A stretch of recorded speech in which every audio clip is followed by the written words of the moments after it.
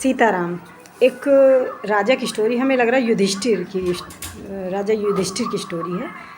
तो राजा ने सोचा, हमारी प्रजा वो मोक्ष को जा रहे थे, तो राजा ने सोचा कि हमारी जनता भी हमारे साथ मोक्ष को प्राप्त हो। तो उन्होंने कृष्ण भगवान से बोला कि प्रभु हम चाहते हैं कि हमारी जनता हमारे साथ चले। तो उन्होंने कहा कि ठीक है, पर तुम्हें लगता है कि तुम्हारी जनता जा पाएगी तुम्हारे साथ? तो बोले नहीं, जाएगी ज़रूर। तो बोला ठीक है, चलते हैं।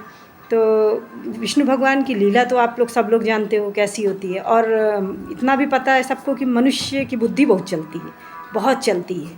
सबकी बात कर रहे हैं, बहुत बुद्धि ना चलाए तो ज़िंदगी बहुत आसान है, बहुत सरल है, बहुत अच्छी है, और कॉमन है कि जहाँ से आया वहाँ चला जाएगा। पर बुद्धि ज़्यादा ना लगाए तो, पर लगाता बहुत ज़रूर है। हर घर की स्टोरी है, ऐसा नहीं कि किसी एक की, सब की स्टोरी ज़्यादातर इस टाइम पे चल रहा है, पिछले समय में ज़्यादा नहीं चलता था।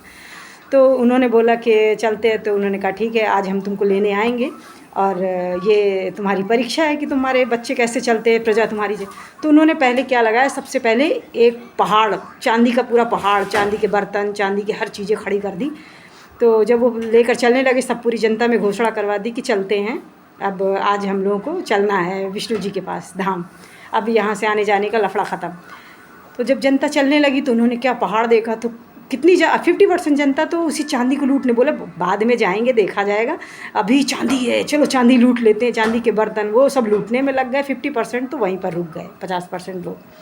अब 50% बचे, फिर वो आगे और चलते गए, बोले कि चलते रहे चलते। फिर उन्होंने सोने का पहाड़ लगा दिया, तो उसमें फिर कुछ और लूटने लगले सोने के, अरे सोने के बर्तन लेने, सोने का ये ले ले बोले। तो 10-20% लोग सोना लूटने के चक्कर में फंस गए।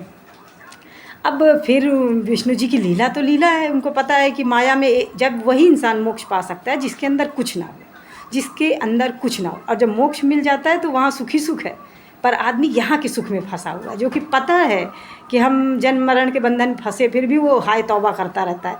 इसी तरह हमारा परिवार, हमारे बच्चे, हमारा प्रॉपर्टी, बिजनेस, धन, ये सब बंधन ही हैं, और सबसे बड़ा सुख तो वहीं पर है, पर इंसान फंसा हुआ है। फिर उन्होंने आगे हीरे मोती पन्ना का ढेर लगा दिया।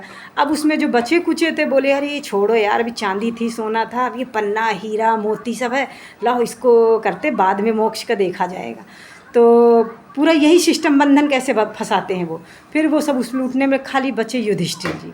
तो जब युधिष्ठिर जी बचे तो बोले प्रभु ये सब तो, इन सब चक्करों में फंस गए, आए ही नहीं कोई। बोला यही तो मैं बोल रहा था कि माया इतनी बलवान है, माया इतनी बलवान है कि इंसान जल्दी यहाँ से छूट ही नहीं सकता।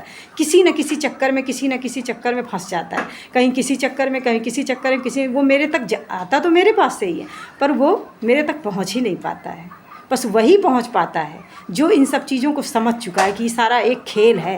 हमने आप लोगों को बताया था कि ब्रह्मांड के जो हेड हैं, राजा, जिनको ओम बोला जाता है, जिनको प्रकाश बोला जाता है, जिनको जगत जननी बोला जाता है, या जिनको पंचमुखी शिव जी बोला जाता है, जो जान गया वही इन सब चक्करों में नहीं फंस सकता है, और जो नहीं जान पाया वही इस माया में फंस जाता है।